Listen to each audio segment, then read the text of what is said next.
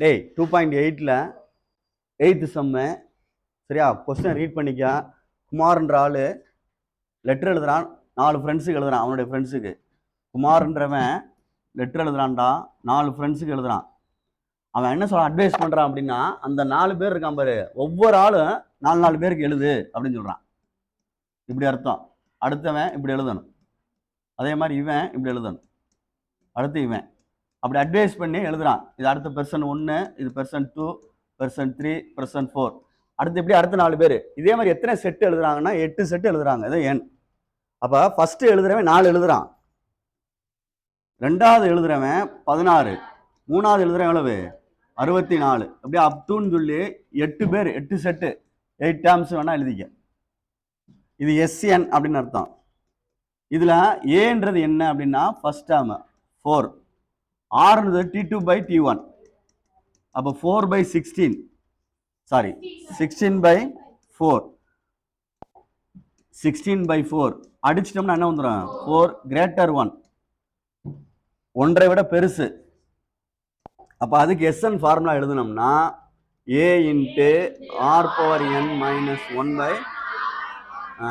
r greater 1. a வந்து 4, r power n 4 power n 8 minus 1 by 4 minus 1 4 4 power 8 என்ன வந்துச்சு சொல்லு.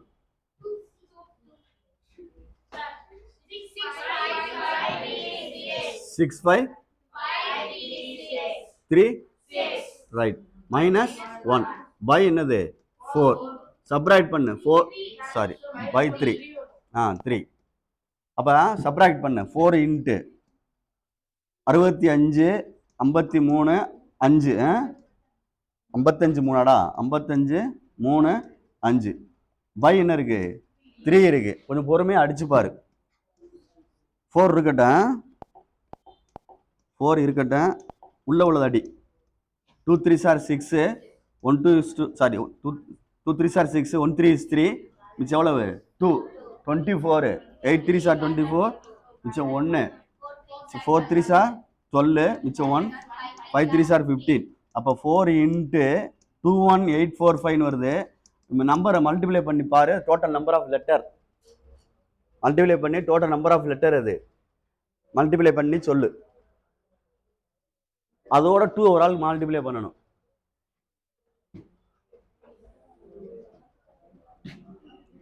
காஸ்ட் ஆஃப் 1 மைல்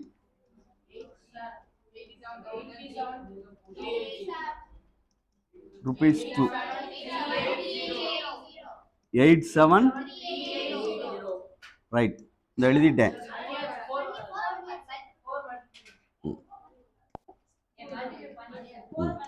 போற மல்டிப்ளை பண்ணி தான். நெக்ஸ்ட் வந்து 1 காஸ்ட் ஆஃப் மெயில் வந்து 2 ரூபாய். therefore total cost of mail, total cost of mail மொத்தம் எவ்வளவு அப்படின்ட்டு ₹2 இன்ட்டு 87380 மல்டிப்ளை பண்ணி சிம்பிளை போட்டுரு, ருபீஸ் சிம்பிளை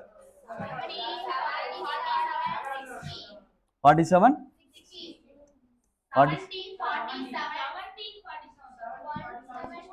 ஒழுங்கா சொல்லுதுலாம் பத்தியா? சிம்பிளை போட்டு 17 ருபீஸ் சிம்பிளை போட்டுக்க. கரெக்டாக இருக்கான்னு பார்த்துக்கோ ஆன்சரு. இதில் எதுவும் மிஸ்டேக் இருக்கான்னு பாரு. ஏன்னா டேரெக்டாக நம்ம செஞ்சுக்கிட்டு இருக்கோம் அப்படின்னு சொல்லல, வரத்தான் செய்யும் தப்பு. நம்ம கரெக்ட் பண்ணி பார்த்துக்கணும். ருபீஸ்ன்னு போட்டு எழுதிக்க. புரியுதான்னு பாரு, சரியான்னு பார்த்துக்க கணக்கு.